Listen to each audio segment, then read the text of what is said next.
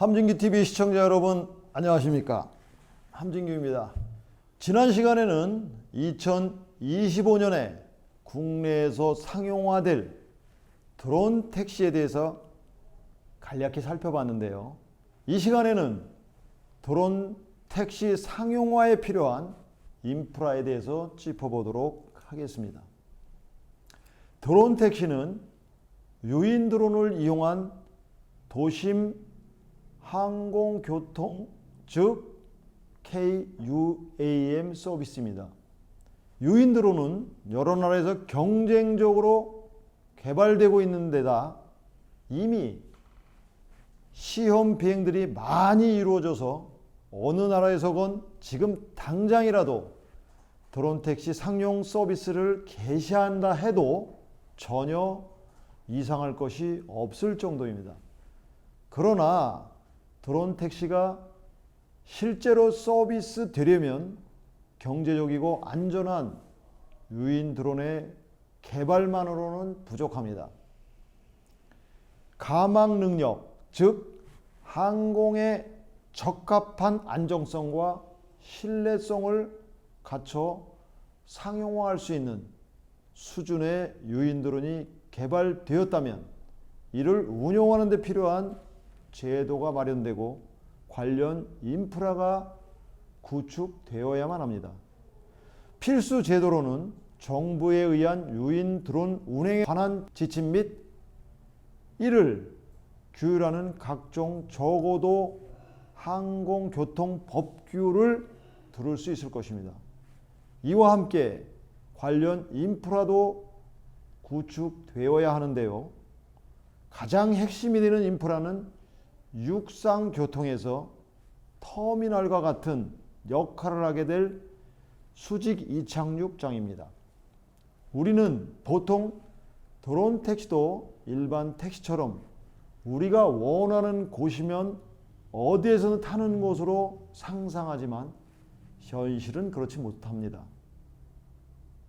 안전 문제 및 사회적 수용성 등 여러 가지 관점에서 보면 아직은 시기상조이기 때문이죠.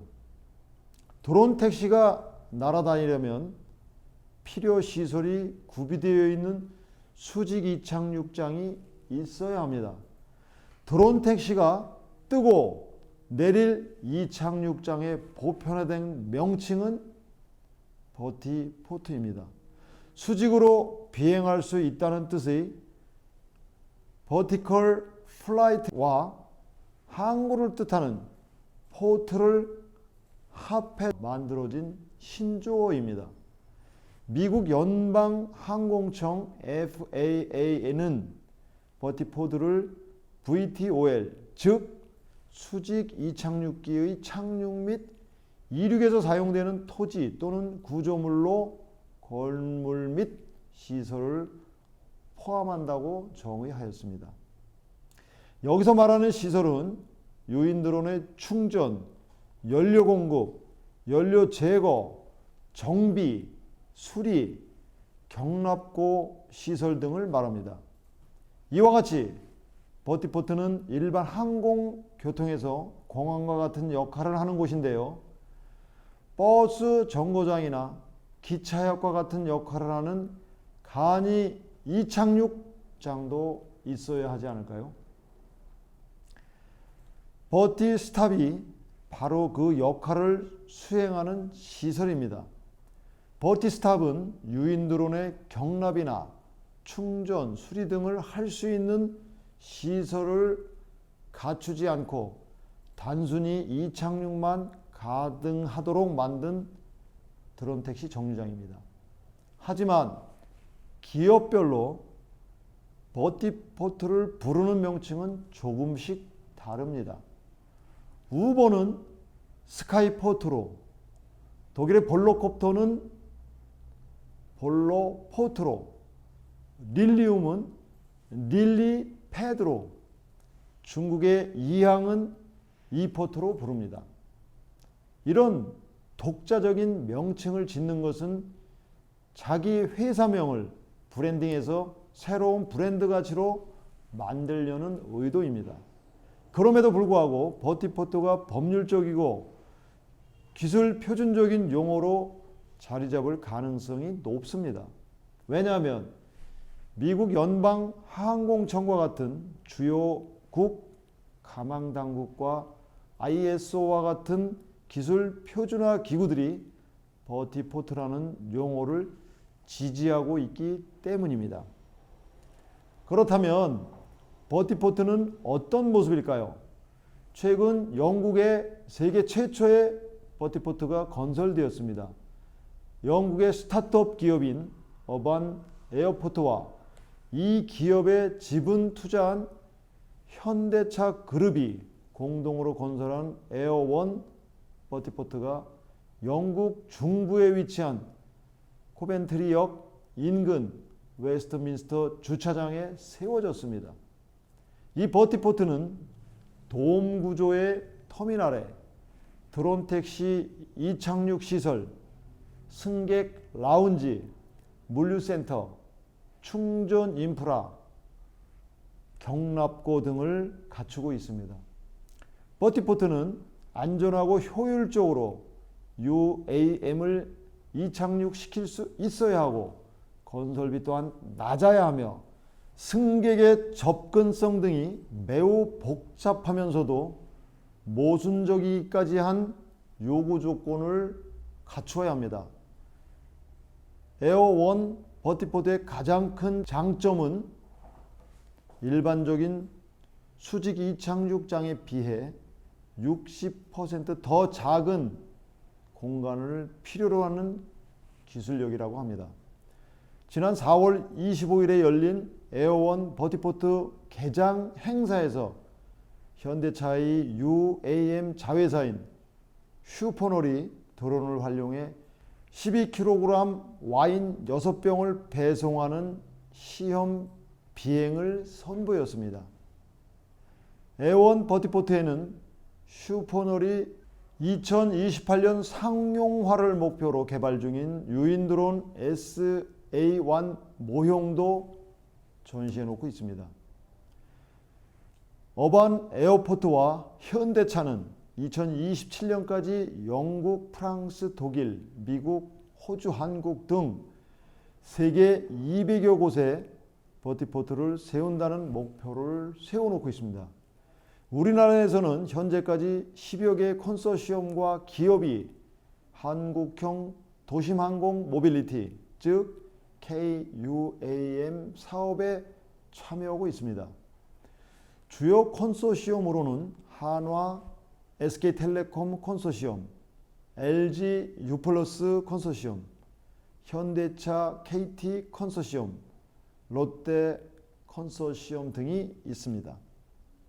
이들 컨소시엄은 각자 자신들이 보유하고 있는 인프라를 활용할 수 있는 버티포트 구축 방안을 연구하고 있습니다. 현대차의 경우에는 에어원 버티포트와 같이 육상교통과 연계된 모빌리티 허브를 구성하고 있습니다. LG U+ 컨소시엄의 GS칼텍스는 버티포트 조성에 전국 곳곳의 주유소를 활용할 계획입니다. 주유소는 부지가 넓고 캐노피 지붕이 일정한 경사로 높게 조성되어 있어서 비행차가 이착륙하기에 쉽기 때문입니다. 게다가 주유소를 활용하면 아예 새로운 인프라를 세울 때보다 시간과 비용도 덜 듭니다. GS칼텍스가 전국에 걸쳐 보유한 주유소 약 2,600여 개 중에 일대 교통망이 풍부한 입지에 있는 주유소를 UAM 버티포트로 활용할 가능성이 높습니다. UAM은 기체가 수직으로 이착륙하다 보니 넓은 활주로가 필요 없습니다. 기존 대형 건물의 옥상이나 주차장 등에 버티포트를 설치할 수 있다는 얘기인데요.